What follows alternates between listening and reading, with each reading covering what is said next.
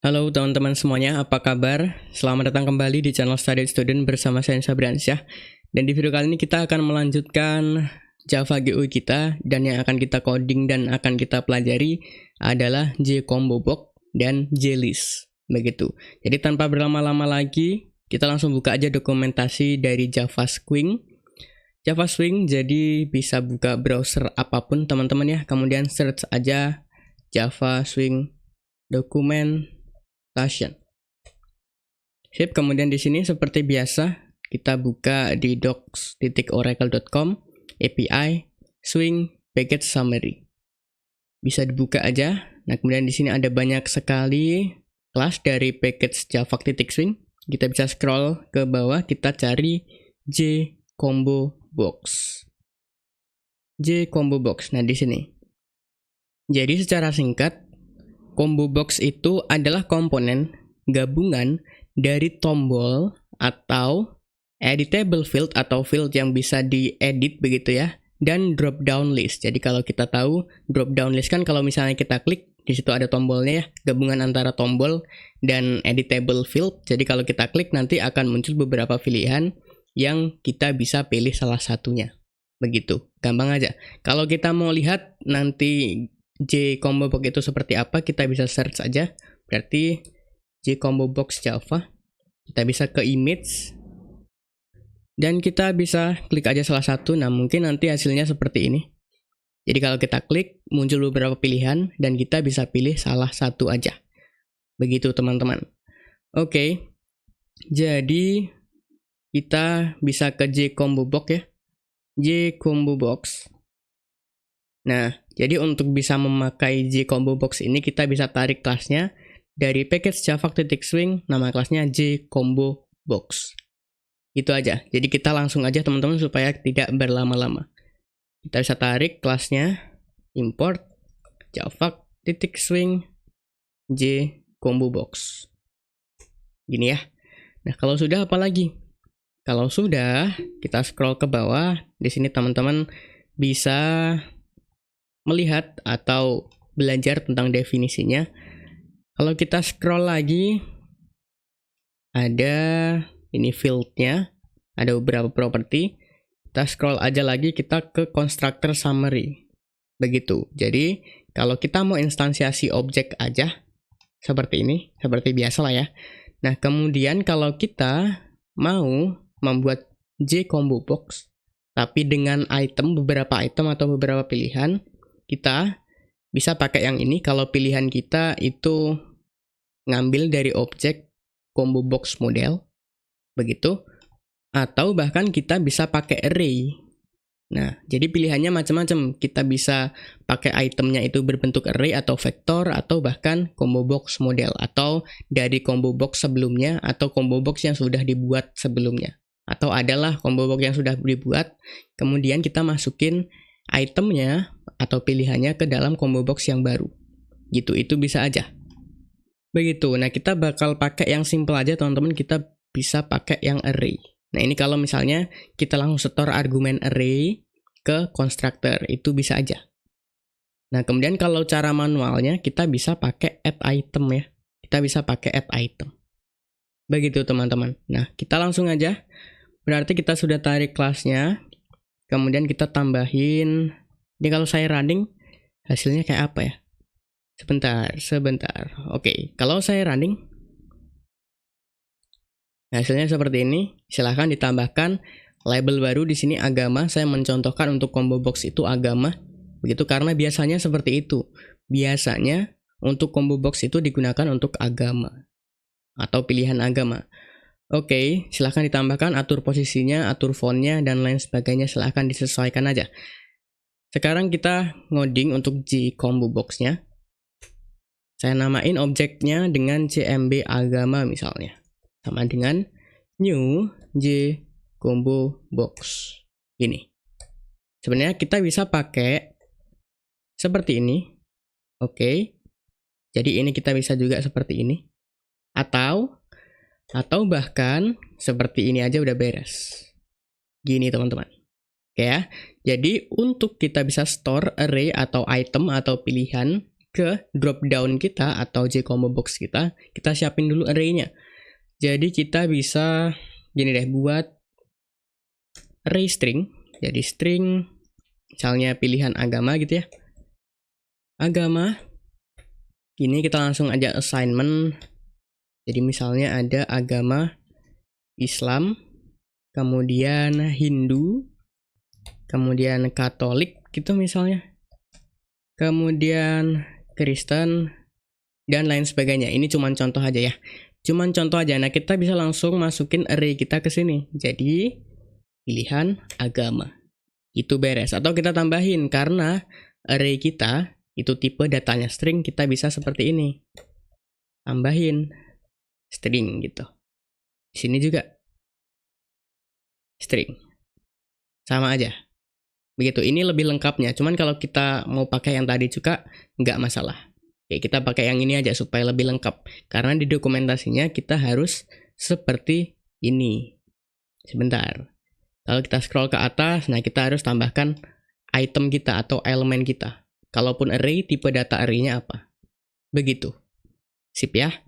Sip, kemudian gini, saya mau atur CMB agama fontnya. Jadi set font gitu ya. Kita buat objek baru dari kelas font. New font. Saya mau fontnya Poppins. Kemudian stylenya saya mau plain. Size-nya 16 gitu misalnya. Oke, kalau sudah, sekarang saya mau atur posisinya. CMB agama. Oke, set bound. Gini. X-nya berapa? 500 ya. Sumbu X-nya 500 supaya rata. Kemudian Y-nya berapa? Nah, kita ambil aja. Kita casting ke integer, kita ngambil agama. Get location. Tepatnya pada sumbu get Y, sumbu Y. Tambahin berapa nih? Tambahin 45 mungkin, atau 30 aja. Gini, kemudian width-nya saya mau semua rata. Di berapa nih width-nya yang lain? Yang lain itu width-nya adalah berapa? 300. Oh, sebentar, 400. Oke, 400. Width-nya 400, height-nya 30 misalnya. Gitu. Kalau sudah kita add, coba ya. Kalau sudah kita add ke panel content. Apa tadi? CMB agama. Gitu. Kalau sudah kita running. Nah, hasilnya kan seperti ini. Lumayan ya. Lumayan tuh. Jadi ada beberapa pilihan kalau kita klik. Dan kita bisa pilih salah satu. Begitu teman-teman, cuman di sini saya mau ubah backgroundnya ya, karena backgroundnya ini nggak menyatu dengan tema kita. Jadi sebentar, ini kayaknya kurang deh untuk sumbu Y-nya. Gimana kalau misalnya 35? Kemudian saya mau ganti backgroundnya, jadi CMB agama set background gini dengan white aja lah, color white. Gini. Coba di running sekarang. Nah, harusnya gini ya. Beres tuh. Oke. Jadi itu aja simpelnya. Kalaupun kita mau nambahin bisa nggak ya? Coba ya. Berarti CMB agama. Metodenya apa? Kita baca dokumentasinya. Supaya nanti kalau teman-teman lupa, nggak ngulang videonya lagi. Tinggal baca dokumentasinya. Supaya bisa langsung nemu apa yang mau dicari. Kita bisa add item. Kita bisa baca add item. Jadi misalnya seperti ini. Make object bla bla bla bla. Gitu, cobain ya. Kita bisa add item. String ya, tipe datanya string. Jadi saya mau tambahin Buddha misalnya. Buddha. Kalau sudah silahkan di save running. Apakah muncul di sini? Betul sekali. Itu kalau kita mau manual satu gitu. Cuman kalau mau array, langsung aja seperti ini kita siapin array-nya, masukin di konstruktornya. Begitu. Intinya beres ya untuk yang J-combo box. Jadi nanti teman-teman silahkan kalau mau belajar lagi silahkan dipahami metodenya. Kemudian silahkan dicoba-coba sendiri aja. Sip, kemudian kita lanjut aja ke JList ya. Jadi sebelum ke JList, gimana kalau gini-gini. Kita tambahin label baru. Jadi kita bisa copy aja dari agama, tambahin ke sini. Saya mau untuk JList itu bentar apa ya? Pekerjaan gitu misalnya. Pekerjaan. Begini, sumbu X-nya sama. Kemudian ini berapa ya? Kita casting ke integer. Kita ambil lokasi dari CMB agama. CMB agama get location. Gini ya. Tepatnya di sumbu Y-nya. Tambahin berapa? Tambahin 45 misalnya. Sip, gini. Boleh deh. Oke, kemudian kita add coba. Apakah ini pas? Kalau nggak pas kita benerin. Apa tadi? Pekerjaan. P-nya hilang. Apakah kita lupa? Oh iya. Running lagi, save running. Udahlah, kayaknya udah. Oke, sip. Pekerjaan. Kemudian kita tambahin JList. Nah, gimana cara pakainya? Kita baca di dokumentasinya. JList kita bisa cari. Nah, di sini nih. Hampir sama ya, kayak ada E-nya di sini atau elemen. Nah, JList adalah sebuah komponen yang menampilkan list atau beberapa item dari objek yang memperbolehkan user untuk memilih satu atau lebih item. Ya, jadi kalau tadi untuk yang J-combo box itu adalah seperti list yang harus kita klik gitu ya. Jadi gabungan antara tombol dan field yang kita bisa pilih. Tombol itu ya kalau diklik kan begitu ya. Kemudian tampil pilihannya. Nah, kita bisa pilih salah satu. Ingat, salah satu. Nggak semuanya. Nah, sedangkan kalau JList itu kita bisa pilih satu atau lebih. Begitu teman-teman. Itu pengertian singkat dari JList. Sip ya. Mudah-mudahan teman-teman paham nih. Kemudian kita buka dokumentasinya. Ini ada pengertian sedikit. Silahkan dibaca. Kemudian kalau kita mau pakai JList, kita bisa import kelasnya dari package java.swing, nama kelasnya JList. Gitu. Sip ya. Kita importin dulu supaya kita langsung ngoding, baca, ngoding, baca, ngoding gitu ya. Import java.swing.jlist. Ini. Kemudian gimana cara ngebuatnya? Kita bisa scroll ke bawah cari. Sebenarnya di sini ada tutorial buatnya. Sama aja kayak kita siapin sebuah array yang tipe datanya string. Kemudian kita store ke konstruktornya. Gitu. Cuman apakah ada dokumentasi yang lain? Nah, di sini nih. Kalau misalnya kita mau ada JScrollPen silahkan ditambahkan. Nah, nanti kita tambahkan itu. Kalau kita lihat di konstruktornya, nah di sini nih. Jadi hampir sama seperti yang J-combo box tadi. Jadi ada kita kalau mau buat sebuah objek aja seperti ini, kemudian kalau kita mau item kita dari array kita bisa seperti ini. Kemudian kalau misalnya kita mau model dari list kita itu mau seperti apa, bisa pakai kelas yang namanya list model gitu. Kemudian kalau misalnya berbentuk vektor bisa pakai ini gitu. Kalaupun mau nambahin, ada nggak ya nambahin? Oh, nggak ada. Jadi untuk yang ini JList itu sepertinya konstanta ya, nilainya harus kita atau pilihannya harus kita siapin dulu karena nggak bisa ditambah. Oke, sekarang kita buat aja supaya nggak lama. Kita scroll ke bawah. Di bawah label pekerjaan ya. Jadi JList gitu. Sama dengan saya mau namain objeknya dengan apa ya? LS pekerjaan gitu. Sama dengan new JList. Nah, saya mau langsung kirimin array untuk item-item pilihan. Jadi saya siapin array string. Namanya misalnya pilihan pekerjaan atau apa ya, list pekerjaan gitu. Gini, Saya langsung assignment aja supaya nggak lama. Misalnya di sini designer gitu. Kemudian programmer. Kemudian data analysis. Kemudian misalnya influencer.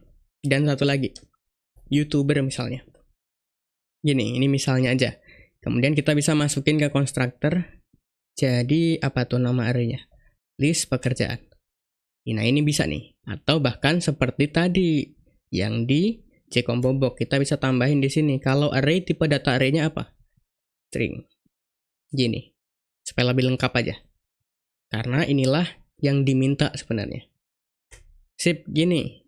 Lalu saya mau atur ls pekerjaan set font new font. Saya mau nama fontnya itu Poppins, stylenya plain aja. Kemudian ukurannya 16. Sip, gini. Kemudian ls pekerjaan saya mau set bound. Set bounds sumbu x-nya 500, sumbu y-nya casting ke integer, ambil posisi dari apa tuh? Pekerjaan. Get location, getter ya. Kemudian ambil y-nya, tambahin berapa? 35 atau 30? 35 coba. Width-nya 400, height-nya 100 coba.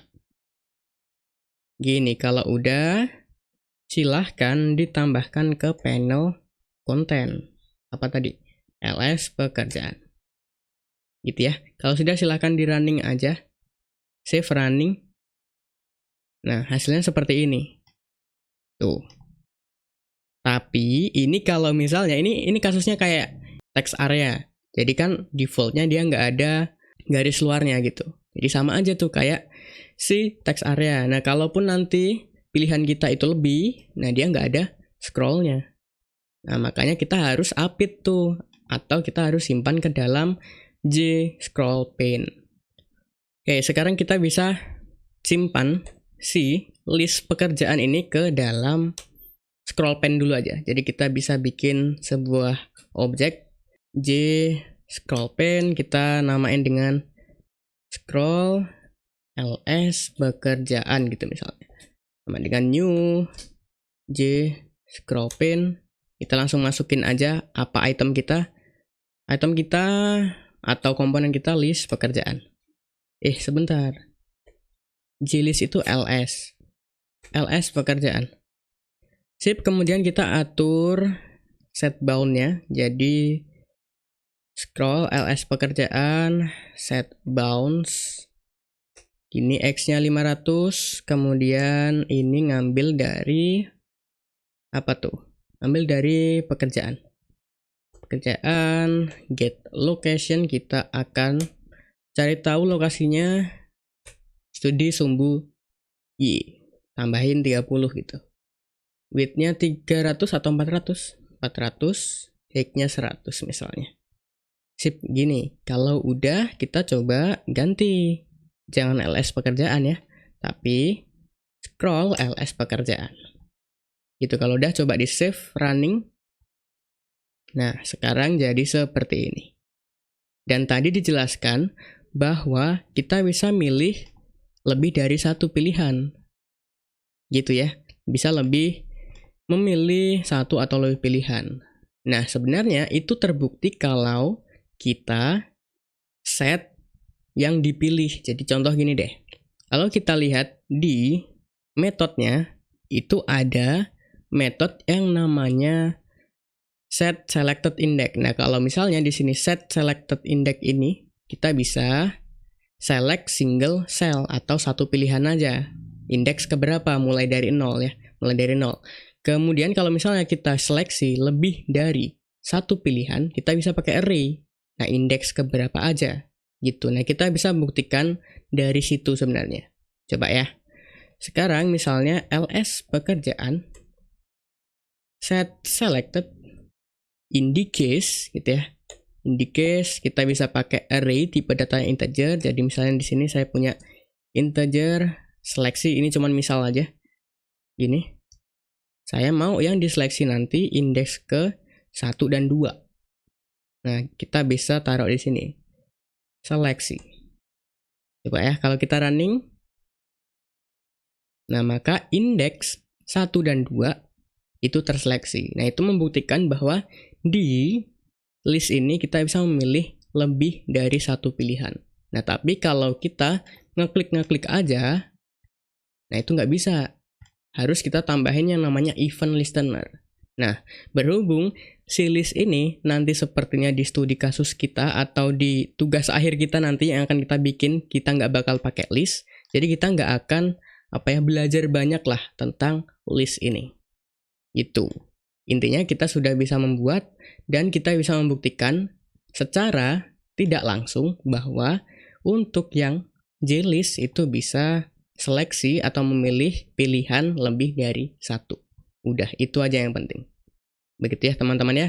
Sip, jadi saya rasa itu aja untuk teman-teman. Dan kalaupun misalnya teman-teman mau belajar lebih banyak tentang JList, silahkan baca dokumentasinya, pelajari apa itu JList, kemudian modifikasi, kalaupun mau style yang lain, pelajari metodenya yang dibutuhkan aja, jangan semuanya, karena kalau semuanya terlalu banyak ya, dan nggak semuanya kita butuh juga. Dan di video selanjutnya, kita akan ngoding membuat tombol teman-teman. Begitu ya, jadi karena di video kali ini kita kan udah menyiapkan semua komponen kita. Kita belum menyiapkan tombol misalnya untuk batal atau untuk submit atau kirim, itu kan belum ya. Jadi di video selanjutnya kita akan ngoding mengenai tombol. Bahkan kalau misalnya waktunya cukup atau videonya nggak kelamaan, kita tambahin satu lagi yaitu table untuk komponen yang menampilkan data kita nantinya. Begitu. Jadi itu aja teman-teman untuk video kali ini. Mudah-mudahan videonya membantu untuk teman-teman semuanya. Saya Nusa Briansyah pamit. Saya ucapkan thank you. Terima kasih. Keep learning and keep spirits.